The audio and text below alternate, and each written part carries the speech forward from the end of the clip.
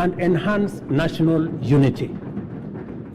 The two co-chairs, my good brother, Stephen Kalonzo Musyoka, our former president, and the leader of majority in the House, Kimani Ichung'wah, for doing a wonderful job.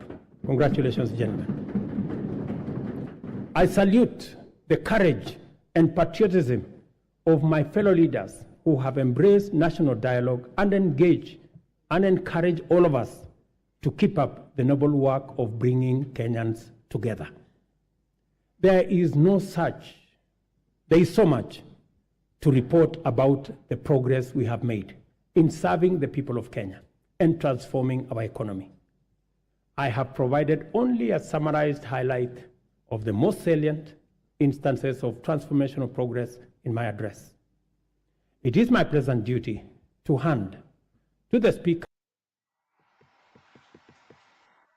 Okay, so of course we have seen the President also talk about the issue of national unity, that is through the bipartisan talks, through the National Dialogue Committee.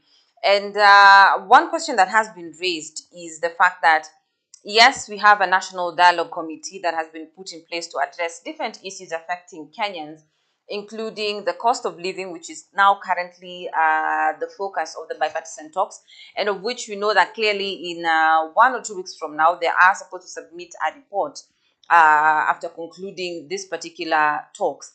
Now, seeing that this is something Kenya is celebrating about, or something that the president has given applaud for, you know, and vis-a-vis what he has chosen to deliver to Kenyans, are we seeing these particular talks now bearing any fruits in the country, for example? And yes, are we seeing it bearing any fruits in the country? And is it something that Kenya should actually be celebrating, the fact that there is a National Dialogue Committee? We have to wait for the fruits? Now, you know, fruits can be good fruits or bad fruits. No. And you know that a bad tree cannot give good fruits. No. And President Ruth has been termed as a bad tree. So how do we expect good fruits from this bad tree? You know, it becomes a challenging. You see about the body language that Mr. Kalonzo Musyoka had to war this afternoon in Parliament. Is an indication, and in politics, body language always matters. There are many things to consider when you try to bring out. So the expectations of many were that the president would bring good news to the country. So none came out to be listened to. And two, the bipartisan talks has been a long con game that was trying to fix Raila Odinga and Kalonzo Musyoka in an end.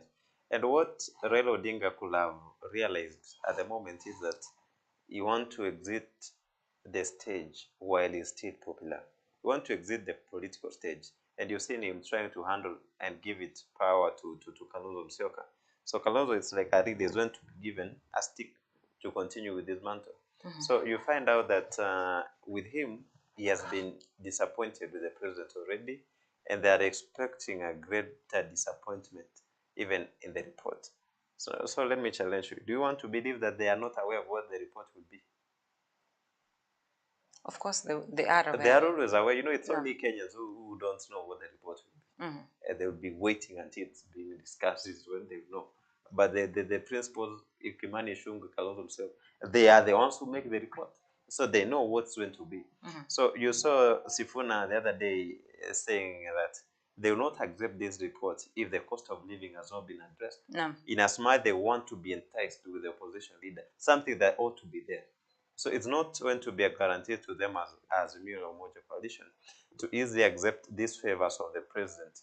You know, if you want to have a good dog to take care for your cattle, what do you do? Of course, you have to feed it well. You must feed it well. You would train it well. So, and then if you mistreat it, it will go against you. So they have been, but the role will be one. The role will be given the role. So it will always be good to give credit to the opposition. So the president wants to do lip service of accepting that we need an opposition.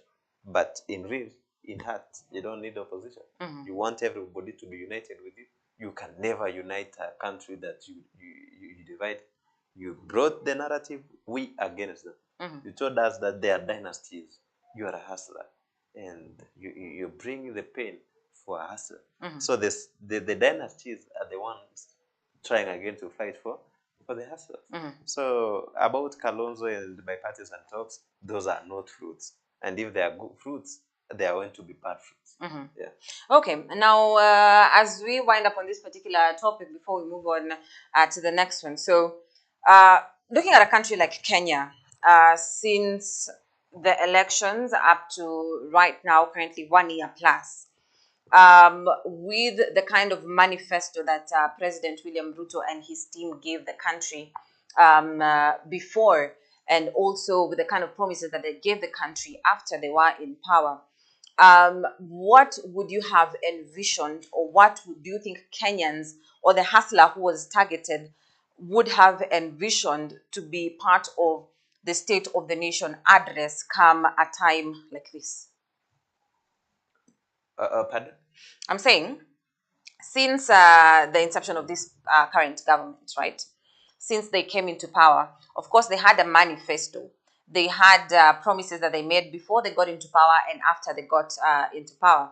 Now, 1 year down the line, of course, 1 year plus down the line, what are some of the things that you think, or that Kenyans should probably have expected if things would have turned out differently in such a State of the Nation address 1 year down the office? That one will have even increased the belief in presidents. There are people, since we got to election, the shift and attention has been shifting from President Ruto to even opposition, and others not even really wanting to trust in any government.